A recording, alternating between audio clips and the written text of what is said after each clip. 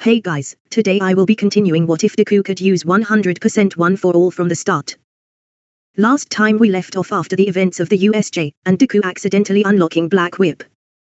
With everyone caught up, let's begin.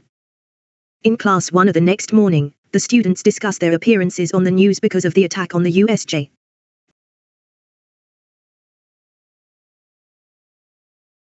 He calls his own injuries irrelevant because something more important is approaching, the UA Sports Festival.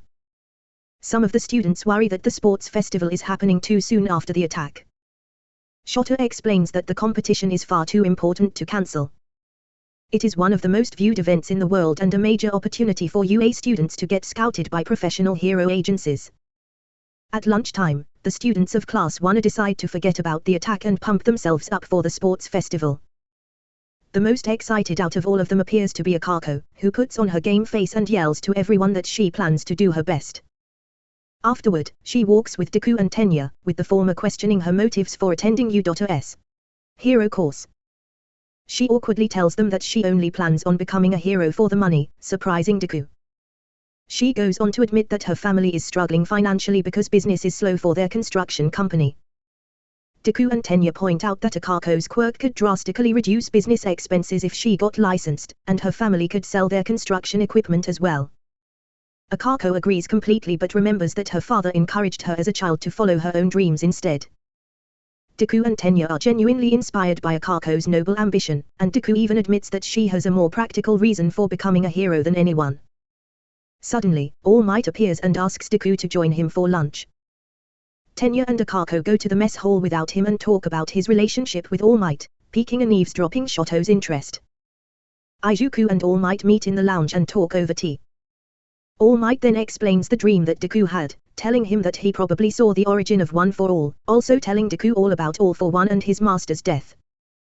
Telling Deku that as a user of One for All he would probably have to fight All for One himself one day, considering he had failed to kill him in the past. However, Deku tells him that he is prepared as long as he is beside him, which makes All Might turn his head, knowing he can't fight alongside him. He then hands Deku a notebook with everything he had discovered about the previous users of One for All including their quirks. However, he had no information about the second and third users due to them being so old. While looking through the notebook, Deku realizes that none of their quirks are explicitly strong, however they are all potentially useful depending on how he uses them. Especially since they will be empowered by One for All. All Might then asks him if he is having any progress activating Black Whip again, with Deku creating a tiny wisp, which instantly disappears. Seeing this, both of them laugh, however All Might state that it is still progress. He then tells Deku that the sports festival is his chance to tell the world that he is here, debuting as the next symbol of peace, encourages his protege to aim for the top, never settle. And remember the emotions he felt while training at Takoba Municipal Beach Park. Once the school day ends, Class 1A's students are unable to leave class because the exit is blocked and crowded by students from other classes. Bakugo says they are there to scout out the competition and then instructs them to move out of his way. A student from the General Studies course confronts Katsuki and issues a declaration of war to him and his class. The boy explains that if students from other courses do well in the exam, they can be moved into the hero course. He declares war on Class 1A because he plans on taking their place in the hero course. Next, a student from the Class 1B abruptly arrives claiming he wanted to see the class that defeated real villains but is annoyed to find a bunch of condescending brats. Many of the students in Class 1 worry that Bakugo has ruined their reputation and caused all the other classes to hate them. But Bakugo tells them that it doesn't matter and it's only important that he beats them in the festival. The students are then given 2 weeks to, where Deku manages to control Black Whip confidently without One for All activated, however with it, he can only concentrate well enough at 10%. On the day of the festival, the school has increased security and has the festival broadcasted live. With pro heroes such as Mount Lady, Kamue Woods, and Death Arms employed as security. In the Class 1 waiting room, students change into their PE uniforms for the festival, making it fair for everyone since they won't be wearing costumes. Tenya enters the room and warns his peers that they are about to enter the arena. Before they do, however, Shoto Todoroki approaches Deku and with the entire class listening, Shoto explains that although Deku is stronger than him, and has the #1 hero in his corner, he will defeat him. Kirishima tries to defuse the situation, but Shoto refuses him and moves to leave the room. However, he is stopped by Deku, admitting that although Shoto has more potential than anyone in the hero course, he will also be aiming for the top just like all the other students in the school. Class 1 then walk out to the freshman stage of the festival stadium and the UA Sports Festival officially begins. The chief referee for the festival, Midnight, asks for the student representative, Deku, to lead the pledge. Nervous, Deku clears his throat, saying that just like everyone else here, he is going to show his full strength and show the world that he is here. Hearing the crowd yelling at him, Deku states that even if he wins or loses, everyone is going to fight to their full capabilities, so let's all sincerely follow the rules. And also participate with the spirit expected of a UA student and go plus ultra, reminding all the students that no matter the results, as long as they try their bests, they have nothing to be disappointed about. After ending his speech, Deku receives a round of applause and cheers, assuming that he didn't do too bad then. After the pledge, Midnight announces the preliminaries of the festival will be an obstacle race 4 kilometers around the stadium. The race immediately begins and all the participants struggle to exit through the stadium door, getting packed into a mob by the narrow corridor as their first obstacle. Shoto realizes this and makes his move by freezing the pathway and racing ahead of all the others. However, a few students escape his eyes, such as Deku, who blitzes past Shoto, reaching the first real obstacle, the 0-point robots, using Black Whip to pull them all together and towards him. Switching to 100% one for all, destroying them all. He then continues towards the second obstacle, which was a giant pit. However, Deku easily jumps over it, reaching the final obstacle, being a minefield. Seeing this, Deku uses Black Whip on 2 trees and one for all to slingshot himself across the obstacle, arriving on the other side in first place, winning the race. Looking into the stands, Deku sees All Might with a proud grin on his face. After a few minutes, the rest of the contestants arrive, with Bakugo in second and Shoto in third. Midnight then explains the rules for the UA Sports Festival second round event, the Cavalry Battle. Informing the qualifying students have 15 minutes to make teams of 2 to 4 people, and each person's point value depends on their placement in the obstacle race and after getting first place. Deku is worth 10 million points. This simulates how difficult it is to be at the top, above the rest of the competition. Teams' point values are listed on their headbands, which can be worn around the head or the neck of the rider. The objective of the game is to steal as many headbands as possible to raise your team's point value. If a team falls or has their headband stolen, they can still compete until the time is up. The time limit for the cavalry battle is 15 minutes, and only the top 4 teams will advance to the finals. Midnight finishes explaining the rules with warning each team not to make each other fall on purpose, annoying Bakugo. Due to Deku being the strongest in class, despite being a target due to his points, Deku doesn't struggle to form a team, however, to keep the brackets the same. I am going to give Deku the exact same team as Canon. The cavalry battle begins and many of the teams go straight for Deku's headband. Team Tetsu's Juzo Honinyuki uses his quirk to soften the ground beneath Team Midoriya, trapping them. Equipped with a jetpack and hover souls created by Mai, Team Midoriya is also to escape by flying into the air. Kyoka tries to use her earphone jacks to attack them while they are in the air, but Fumikige's Dark Shadow quirk deflects it. Deku comments on Fumikige's powerful quirk and how perfectly it suits the team just before they land. This continues for a while, until one of their jet boot souls are damaged due to getting trapped on one of Mindtay's spheres. Despite this, they manage to get a good amount of airtime to escape the other teams, with Deku activating Black Whip to hold them up, suspended in the air. Bakugo attempts to blast them out the air, however cancels it with a Detroit Smash, sending Bakugo falling back to his team. The crowd cheers loudly and fans comment on the skills of Class 1A, but Present Mick announces that other than Team Midoriya, no one in Class 1A is currently placed in the top 4. Team Monoma even manages to steal Bakugo's headband, forcing him to change his plans, to retrieve his headband. Thinking they are in the clear as all the teams are fighting each other, Deku releases BLCK Whip, landing on the ground as he was losing concentration. As soon as they touch down, they are attacked by Shoto's team, who declare that they will steal the 10 million point headband, but they are not the only ones after the 10 million point headband. Thanks to Shoto's leadership, Team Todoroki is able to immobilize the other teams charging for Team Midoriya and takes a few of their headbands. Eraserhead comments that Shoto is adapting his strategy from the obstacle race, having used Denki's lightning before freezing his opponents this time. For the latter half of the games, Team Midoriya is able to keep away from Team Todoroki by keeping their distance and staying on Shoto's left side. In that position, Shoto is unable to freeze them without hitting Tenya. Shoto's father, Endeavor, comments that Shoto is foolish for allowing Deku to exploit his weakness.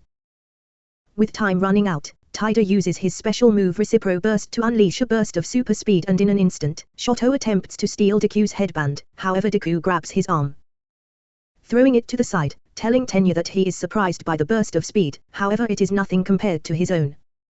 Shoto's team then starts to aggressively push Deku's team, so Deku decides to scare them off with a show of power, reaching out towards Shoto's headbands, however sensing Deku's power, Shoto instinctively defends himself using the flames from his left arm.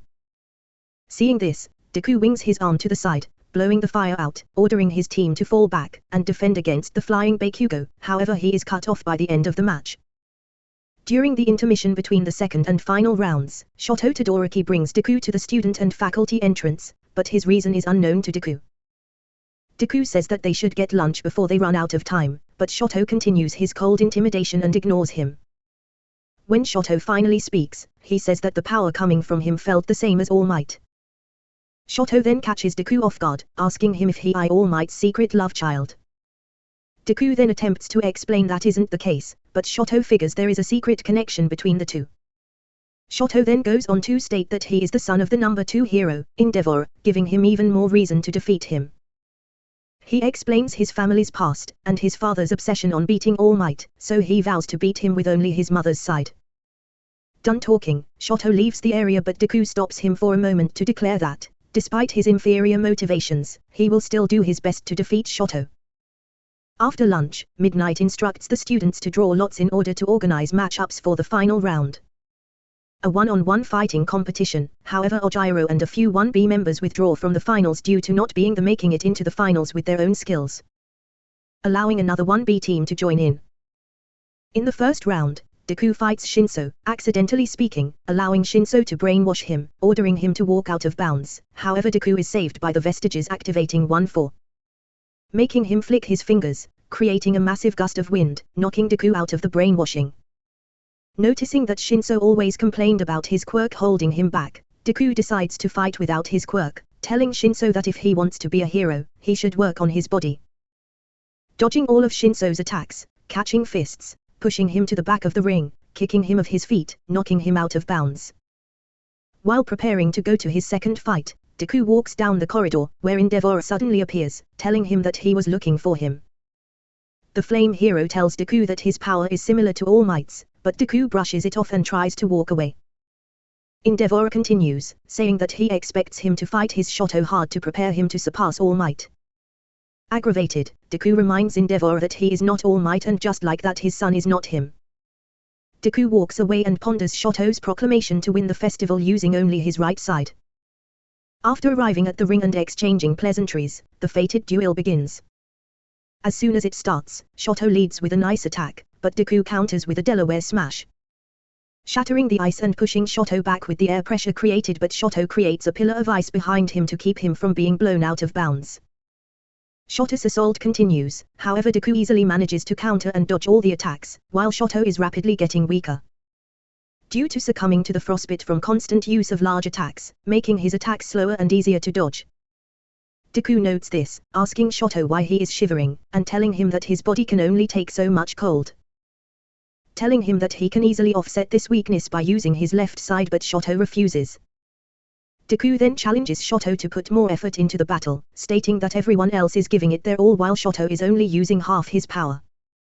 Deku provokes Shoto by claiming that he has yet to injure him in this battle, demanding that Shoto use his full strength. Agitated, Shoto rushes Ijuku, albeit much slower than before, closing the distance between them, but as soon as he lifts his right foot to attack, Deku uses 10% 1-for-all and strikes Shoto in the torso, sending him flying away, catching him with Black Whip, slamming him to the floor, telling him that he will never be able to beat his full strength with only a fraction of his power. As Deku dashes at Shoto, the latter attempts to freeze him, however Deku jumps over the attack, landing in front of Shoto, pulling him in with Black Whip, releasing another 10% smash, blasting Shoto away. Shoto asks again why Deku hasn't tried to send him out of bounds, to which his opponent replies is because he's prepared to do whatever it takes to see him become the best hero he can. After flicking Shoto away, Deku again challenges him to use his full strength, telling him to stop screwing around because even if he wants to reject his father, Shoto doesn't have the right to be the best if he's not prepared to do his best. While reeling from the last attack, Shoto is reminded of his childhood, remembering everything Endeavor put his family through. Still haunted the past, Shoto states once again that he will reject his father, but Deku yells that Shoto's quirk is his own, and not his father's. Impassioned, Shoto decides to activate his fire and astounds the entire arena with his display of blazing power. As the flames lower down and the frost melts from Shoto's body, he says that now Deku is the one screwing around for helping his opponent. Shoto adds that just like Deku, he desires to become a hero one day too. Having freed Shoto from his self-repression, Izuku smiles and comments that Shoto's power is amazing, to which he responds with an affecting smile of his own. Ecstatic, Endeavor shouts proudly about Shoto finally using his fire. He walks down closer to the match and claims that Shoto will surpass him and live up to the reason for his birth.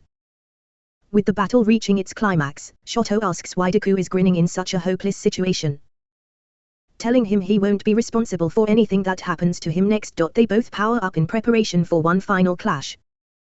Cementos and Midnight decide to step in, fearing one of them might be killed. Shoto sends a large wave of ice at Izuku and around himself, but the latter jumps above it by using 100% one for all. As he flies towards Shoto, he prepares a full power smash, and Shoto counterattacks by switching to fire and superheating the area around him, thanking his opponent as he does so.